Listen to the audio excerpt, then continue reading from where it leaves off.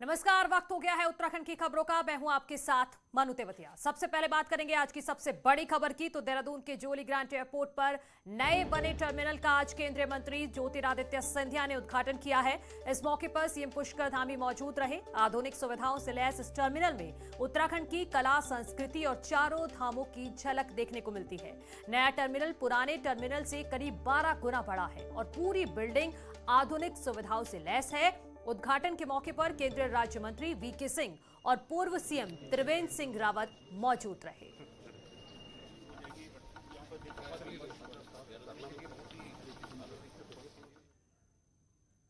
उत्तराखंड के लोगों के लिए एयर कनेक्टिविटी के लिहाज से आज का दिन खास रहा। जहां जोलीग्रांट एयरपोर्ट के नए टर्मिनल का उद्घाटन हुआ तो वहीं उत्तराखंड के कई स्टेशन हेली कनेक्टिविटी से भी जुड़े।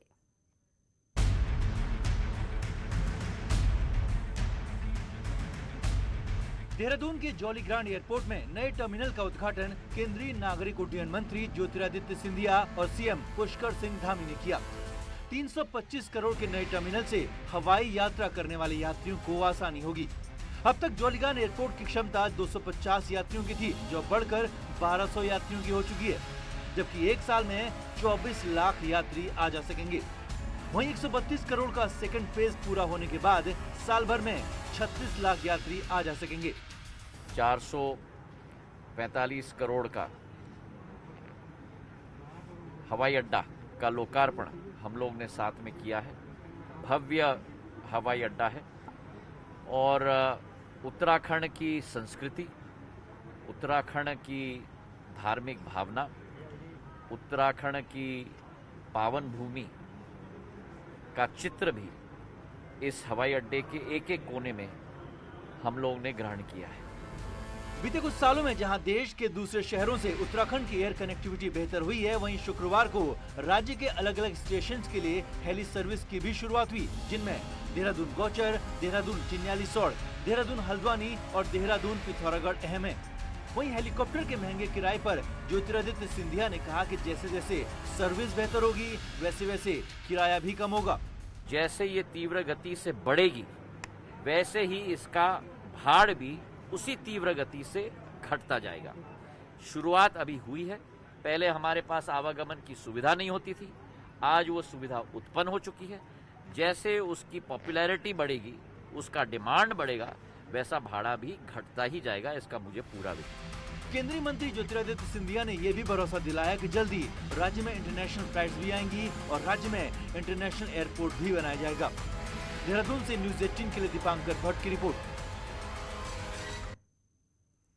पिथौरागढ़ के लाख दावों के बावजूद भले ही प्लेन सेवा शुरू नहीं हो पाई हो, लेकिन आज से हेली सेवा शुरू कर दी गई है। पवन हंस का 5 सीटर हेलीकॉप्टर 4 बजे के करीब एकमात्र सवारी के साथ नैनी सैनी एयरपोर्ट पहुंचा। हेली में सवारी के रूप में सिर्फ स्थानीय विधायक चंद्रा पंत मौजूद थी। पवन हंस का हेलीकॉप्टर दिन में एक बार देहरादून पंतनगर पिथौरागढ़ रूट पर चलेगा। पवन हंस ने देहरादून का किराया 8,000 जबकि पंतनगर के लिए 4,000 रुपए तय किया है। स्थानीय विधायक का कहना है कि जल्द ही नैनी सैनी एयरपोर्ट से प्लेन सर्विस भी शुरू की जाएगी। देखिए, हेली सेवा पिथौरागढ़ के लिए बहुत बड़ी उपलब्धि है। इस समय जो हमने पहले वादा किया था कि यहाँ पर हम हेली सेवा करवाएंगे, तो ये आज हमारी नवरात्रि में हमारे पिथौरागढ़ के लिए बड़ी सौगात है। इसमें देहरादून से हल्द्वानी, हल्द्वानी पंतनगर, पंतनगर से पिथौरागढ़ और जस्ट अपोजिट इसका वो होगा। और सप्ताह के 6 दिन एक एक ट्रिप का है और ये 6 पैसेंजर बेल 407 कैटेगरी का हेलीकॉप्टर है। तो बहुत ही स्मूथ फ्लाइट थी। पंतनगर से यहाँ तक आज मौसम बहुत अच्छा है और हम बहुत आराम से, बहुत कंफर्टेबली पैसेंजर्स का ध्यान रखते हुए लेकर आए हैं और ये सर्विस आगे कंटिन्यू रहेगी। उत्तराखंड में इंटरनेशनल एयरपोर्ट भविष्य की संभावनाओं को देखते हुए बनेगा, यह कहना है केंद्रीय नागरिक उड्डयन मंत्री ज्योतिरादित्य सिंधिया का। लेकिन एयरपोर्ट कहां बनेगा फिलहाल ये साफ नहीं है। हालांकि हरिद्वार में इंटरनेशनल एयरपोर्ट बनने की बात को लेकर शुक्रवार को उनसे कई बार ये सवाल पूछा गया तो उन्होंने साफ साफ कुछ नहीं कहा। लेकिन हरिद्वार में बार बार इंटरनेशनल एयरपोर्ट की बनने की बात कहने वाले मंत्री सतपाल महाराज का कहना है कि हरिद्वार में इंटरनेशनल एयरपोर्ट बनेगा और इसमें कोई चिंता की बात नहीं है। हालांकि मुख्यमंत्री की तरफ से भी अब तक एयरपोर्ट को लेकर कोई बयान सामने नहीं आया है। जो विदेशी यात्री है वो सीधे हरिद्वार में पहुंचेंगे। तो इससे हमारा जो है, हम सर्विस प्रोवाइडर स्टेट बनेंगे, अधिक से अधिक लोगों को जॉब्स मिलेंगे, बेरोजगारी दूर होगी, वो हमारे लिए एक किस्म से संजीवनी होगी। तो यहाँ एयरपोर्ट होना बहुत जरूरी है। कब तक उम्मीद करें सर कि ये? उन्होंने मुझसे कहा है कि मैं इस पे पूरा इसको काम करूंगा, आप चिंता न करें। चुनावी साल में उत्तराखंड में बीजेपी का कुनबा बढ़ता जा रहा है। आज दिल्ली में भीमताल से निर्दलीय विधायक राम सिंह कैड़ा बीजेपी में शामिल हो गए। दिल्ली में बीजेपी मुख्यालय में केंद्रीय मंत्री स्मृति ईरानी ने राम सिंह कैड़ा को पार्टी की पर्ची देकर उन्हें सदस्यता दिलाई। कार्यक्रम में उत्तराखंड के बीजेपी प्रदेश अध्यक्ष मदन कौशिक, प्रदेश प्रभारी दुष्यंत गौतम और राज्यसभा सांसद अनिल बलूनी मौजूद रहे। इस मौके पर राज्यसभा अनिल बलूनी ने राम सिंह कैड़ा का बीजेपी में शामिल होने पर स्वागत किया। इसी क्रम में आज उत्तराखंड के एक महत्वपूर्ण विधानसभा है भीमताल। वहाँ के विधायक श्री राम सिंह कैड़ा जी भारतीय जनता पार्टी में शामिल हो रहे हैं। राम सिंह कैड़ा जी कांग्रेस के प्रदेश महासचिव रहे हैं, कांग्रेस के सचिव भी रहे हैं। 2012 में भी कांग्रेस के टिकट पर चुनाव लड़े हैं, पिछली बार इंडिपेंडेंट चुनाव जीते थे। आज भारतीय जनता पार्टी में शामिल हो रहे हैं। हम सब उनका स्वागत करते हैं। आज ये हमारे लिए गौरव का विषय है कि उत्तराखंड की पुण्य भूमि से वो व्यक्ति जिन्होंने छात्र आंदोलन से लेकर राज्य के निर्माण के आंदोलन तक अपना सर्वस्व योगदान दिया, जो भीमताल का गौरव बढ़ा रहे हैं, आज वो हमारे इस परिवार से जुड़ रहे हैं। मैं राम सिंह कैड़ा जी का भारतीय जनता पार्टी के परिवार की ओर से हार्दिक अभिनंदन करती हूँ। विश्व की सबसे बड़ी राजनीतिक दल में, परिवार में उनका भारतीय जनता पार्टी के कार्यकर्ताओं की ओर से स्वागत करती हूँ।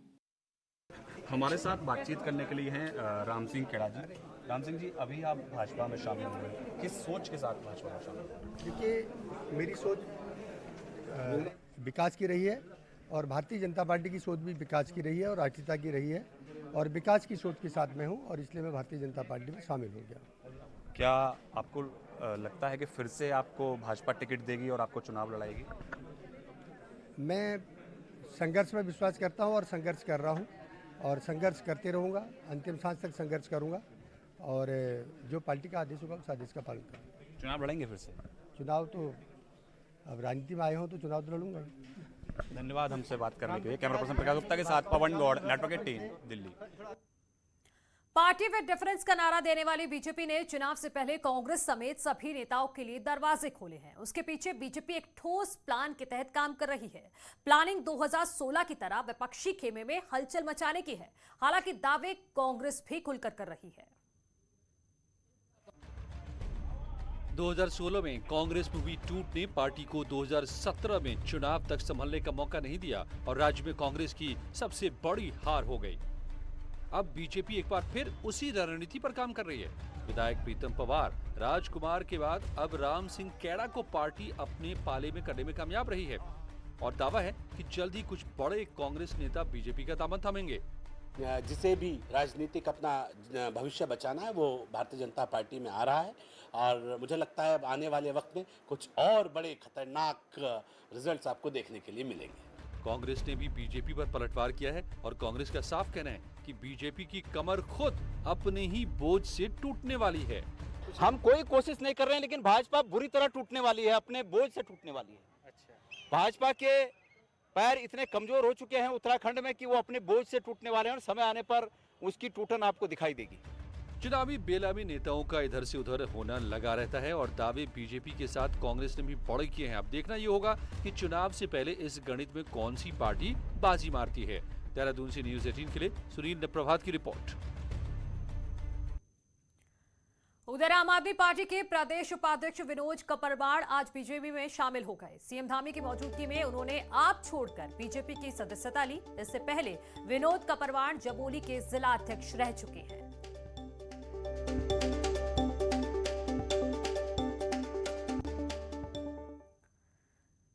काशीपुर से बड़ी खबर है। बीजेपी विधायक हरभजन सिंह चीमा ने अगला विधानसभा चुनाव नहीं लड़ने का ऐलान किया है। साथ ही उन्होंने अपनी जगह पर उनके ही बेटे त्रिलोक सिंह चीमा को बीजेपी से टिकट देने की मांग की है। अपने ऑफिस में प्रेस कॉन्फ्रेंस आयोजित कर चीमा ने कहा कि उनकी उम्र 76 साल हो चुकी है। पार्टी आमतौर पर 75 से ऊपर के लोगों को टिकट नहीं देती है। उन्होंने पार्टी के टिकट की दावेदारी कर रहे लोगों को लेकर कहा है कि दावेदारी कई लोग करते हैं, लेकिन पार्टी का टिकट जिसको भी मिल जाएगा उसे सब लोग चुनाव लड़ाएंगे। चीमा ने दोहराते हुए कहा कि उनके बेटे त्रिलोक सिंह चीमा के टिकट की दावेदारी को लेकर कोई नाराज नहीं होगा।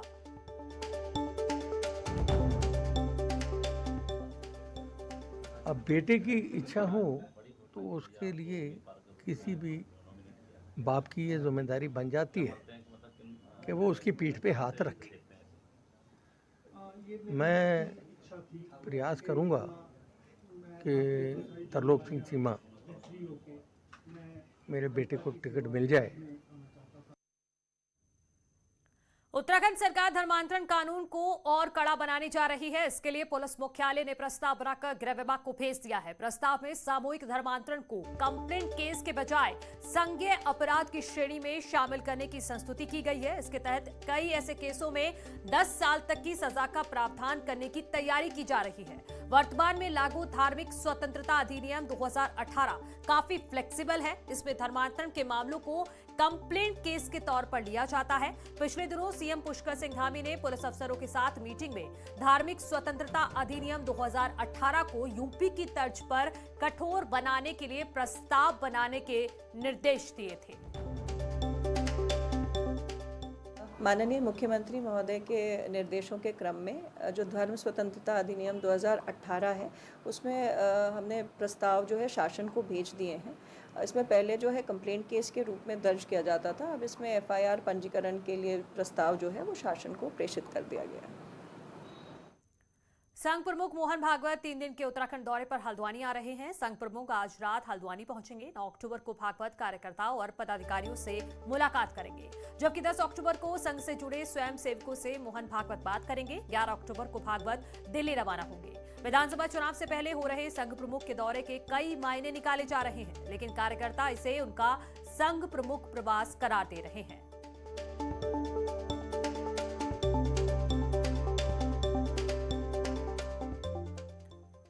उत्तराखंड में क्रिकेट एसोसिएशन एक बार फिर सवालों के घेरे में है। खिलाड़ियों की चयन के नाम पर पैसे लेने का आरोप लगा है। उत्तराखंड क्रिकेट एसोसिएशन से भी जुड़ता नजर आ रहा है। ऐसे में क्रिकेट एसोसिएशन में रहे कई पदाधिकारी खुलकर जांच की मांग करने लगे हैं। उनका आरोप है कि एसोसिएशन में खिलाड़ियों के चयन के नाम पर पैसे लिए जाते हैं। कुछ खास लोगों के बच्चों को ही खिलाया जाता है।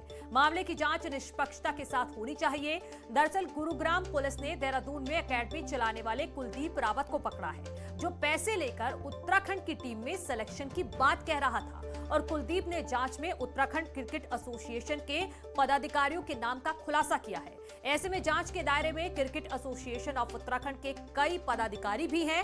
वहीं अब तक उत्तराखंड पुलिस का कहना है कि उनके पास शिकायत आएगी तो कार्रवाई की जाएगी। धोखा तो हो ही रहा है लोगों के साथ, और प्रदेश का बच्चे का कोई क्रिकेट भला नहीं हो रहा है। ठीक है ना, सारी मैनेजमेंट व्यवस्था जो है ऐसी कर दी है कि बाहर के लोग भी यहाँ क्रिकेट खेल सकते हैं। ठीक है ना, आप स्थानीय लेवल का बच्चा टिहरी, पौड़ी, चमोली, उत्तरकाशी, पहाड़ का बच्चा तो आ ही नहीं सकता अच्छी जगह गेम खेलने में। जिस तरह का मैनेजमेंट कर रहा है, जिस तरह का कार्य प्रणाली चल रही है क्रिकेट एसोसिएशन उत्तराखंड की, हमारे पास कोई इस तरह की शिकायत नहीं आई है, न ही किसी के द्वारा अप्रोच किया गया इस संबंध में। परंतु अगर इस तरह की कोई शिकायत आती है तो उसमें प्रॉपर जांच करके आगे की वैधानिक कार्रवाई की जाएगी। और यहाँ रुक रहे एक छोटे से ब्रेक के लिए, जल्द लौट रहे हैं।